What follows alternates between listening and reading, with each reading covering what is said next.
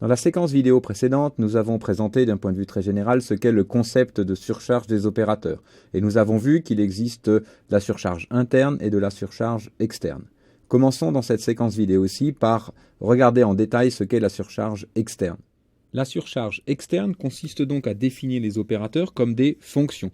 Par exemple, comme cette fonction opérateur plus qui prend ici deux nombres complexes pour ajouter l'opérateur d'addition plus à la classe des nombres complexes. Regardons cet exemple en détail. Supposons donc qu'on ait défini une classe complexe et que l'on ait ici déclaré trois instances Z1, Z2, Z3 de cette classe et que l'on souhaite faire l'addition Z3 égale Z1 plus Z2. Dans le cas de surcharge externe, c'est-à-dire où l'opérateur est une fonction, cela correspond, je vous rappelle, donc à l'appel Z3 égale opérateur plus avec Z1 et Z2 ici comme argument. D'où l'on déduit que le prototype de la fonction opérateur plus va prendre donc deux arguments ici de type complexe et va retourner, bien sûr, ici, un complexe. Voilà donc un prototype possible pour cette surcharge de l'opérateur plus. Il se trouve que l'on peut vouloir optimiser cet appel et donc éviter ici les copies d'un passage par valeur et faire un passage par référence constante. Et on peut aussi vouloir, cela sera expliqué dans la troisième séquence vidéo sur la surcharge des opérateurs, ici rajouter un type de retour qui serait const complexe. Pour l'instant, on le prend comme acquis et cela sera expliqué dans la dernière vidéo sur la surcharge des opérateurs. Voilà donc un autre prototype, un deuxième prototype possible pour cet opérateur plus défini en surcharge externe.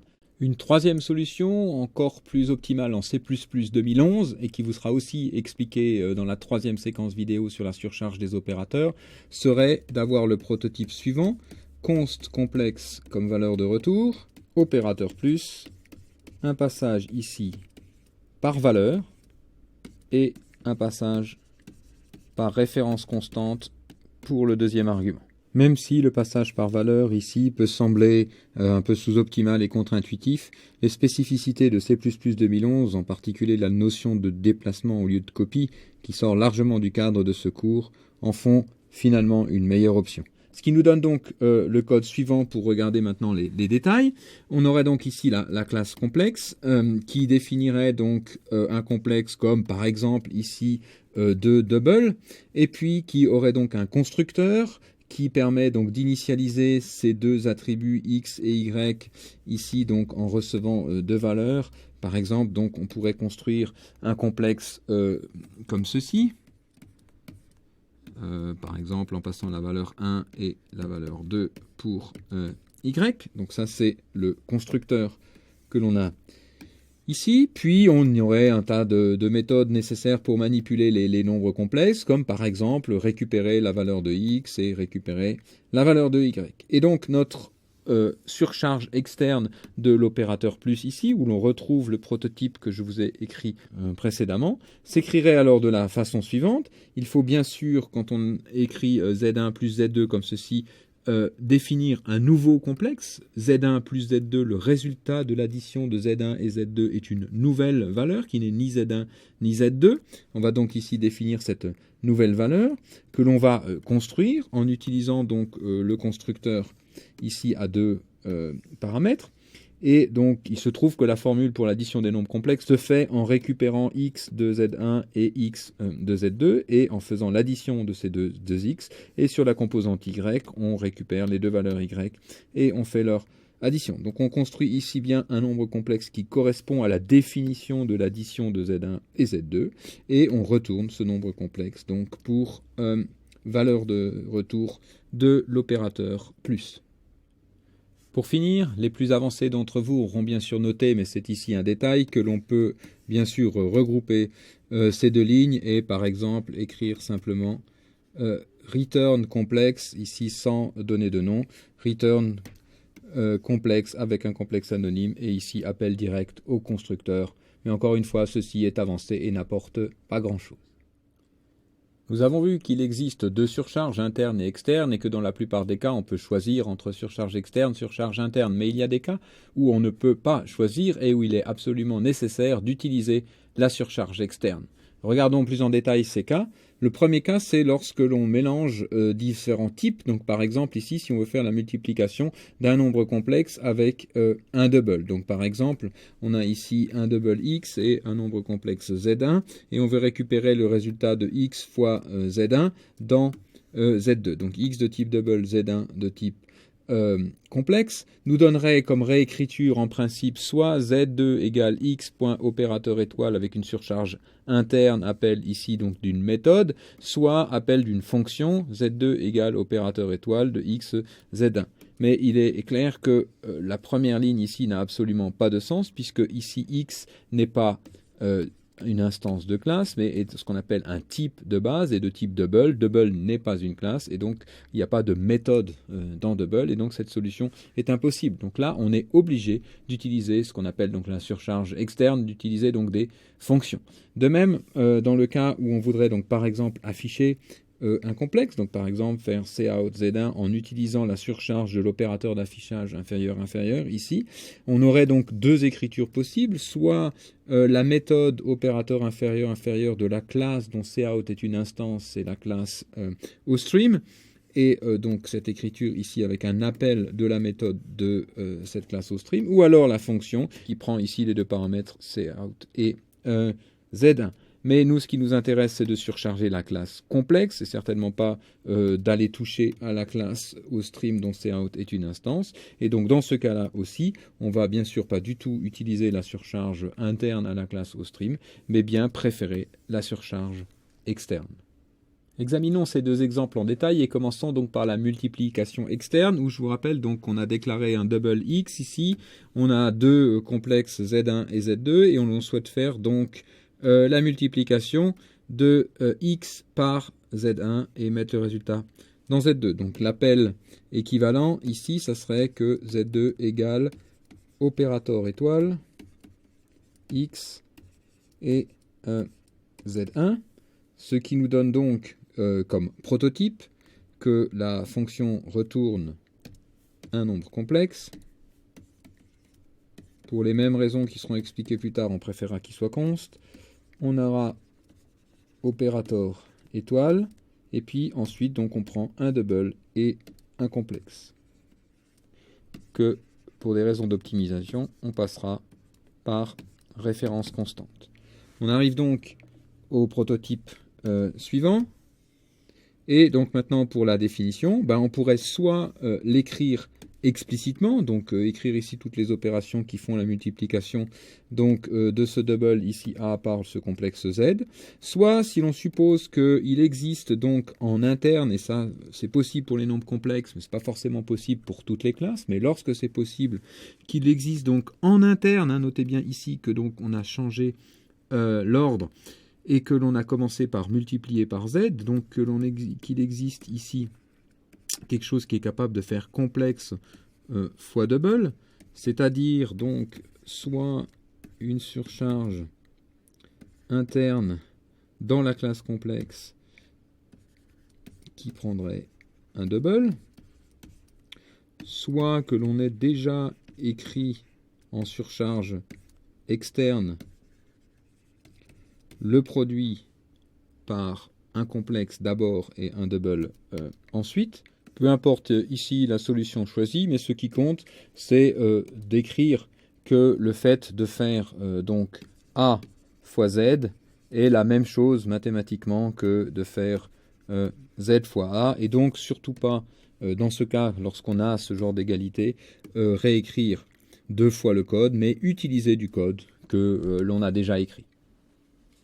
Pour le cas de l'opérateur d'affichage, donc si l'on veut par exemple pouvoir faire cout inférieur z1, ou bien sûr ici z1 est un complexe, donc dont l'appel équivalent, je vous rappelle, serait la surcharge externe, donc la fonction opérateur inférieur avec cout et z1 comme argument, ce qui nous donne donc comme prototype pour cette fonction opérateur inférieur, ici le type de cout et ici donc un complexe que l'on passe encore une fois pour des raisons d'optimisation par référence constante. À noter que donc ici, cout, qui est donc une instance de la classe OStream, est passé par référence. En effet, l'affichage en question, cout inférieur Z1, va bien modifier cout, puisqu'on va écrire des informations sur cout, on va le modifier. Et donc, comme on modifie cet argument, il faut absolument le passer par référence.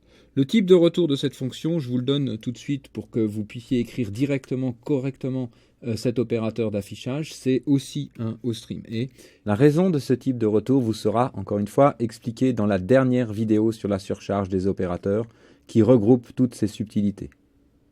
Passons maintenant à la définition de cet opérateur d'affichage pour les complexes.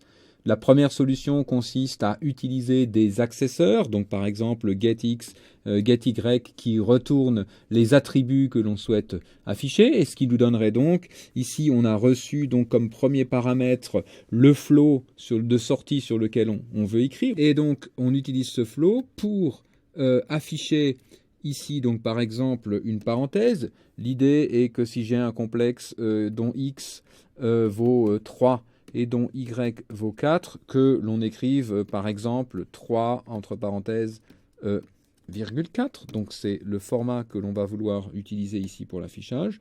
Donc on écrit la parenthèse ouvrante, puis donc on récupère x du complexe que l'on a reçu comme deuxième argument à cette fonction opérateur inférieur.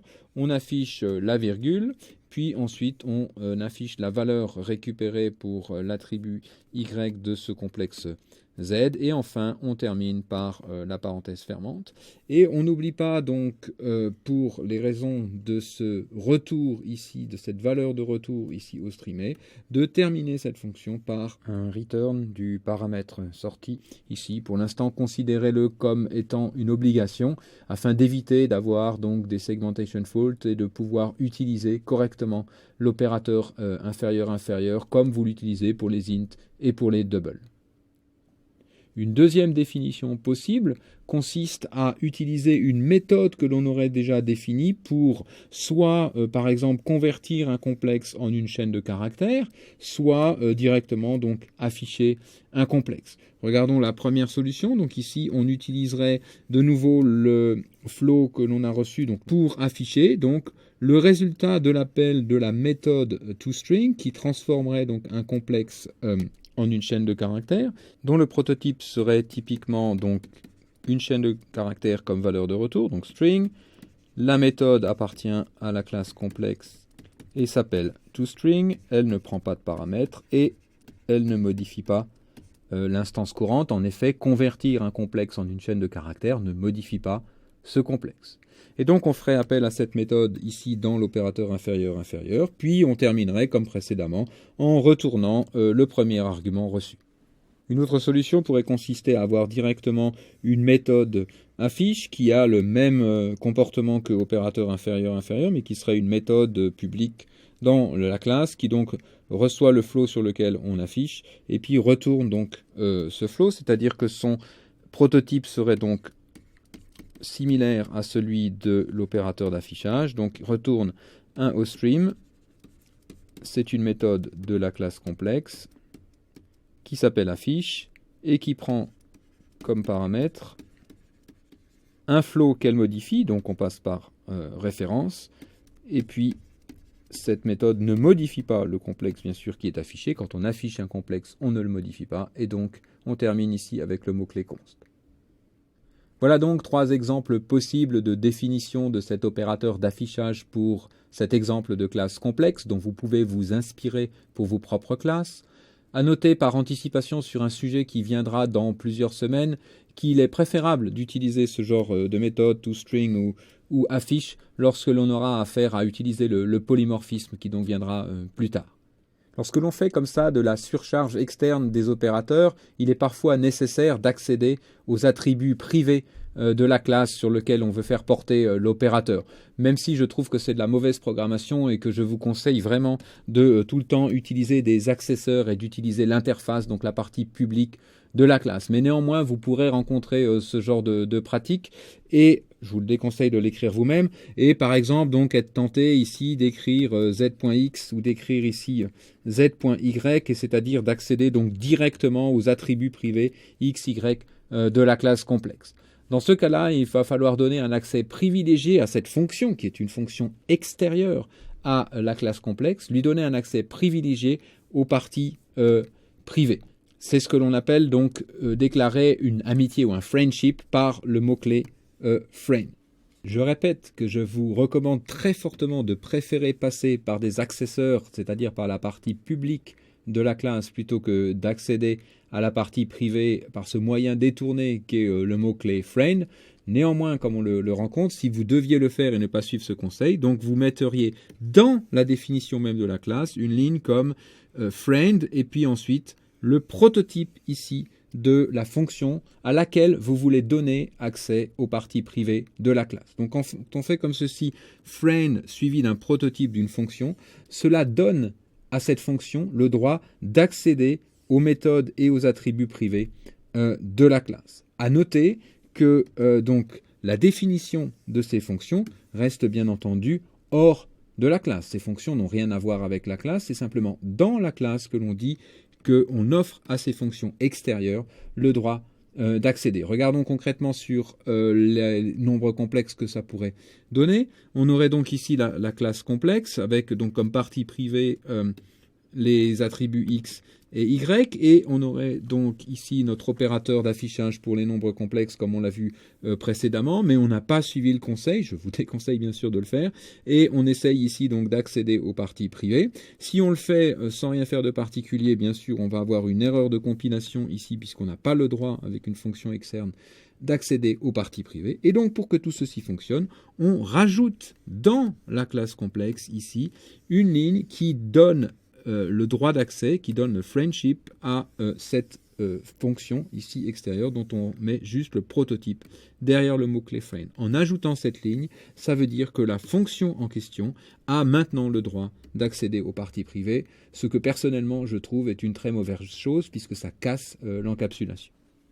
Voilà, ceci conclut notre séquence sur la surcharge externe. La prochaine séquence vidéo vous présentera la surcharge interne et vous dira dans quel cas il faut préférer la surcharge interne ou la surcharge externe. Et puis ensuite, dans une dernière vidéo, nous viendrons sur tous les points de détail que nous avons encore laissés en suspens.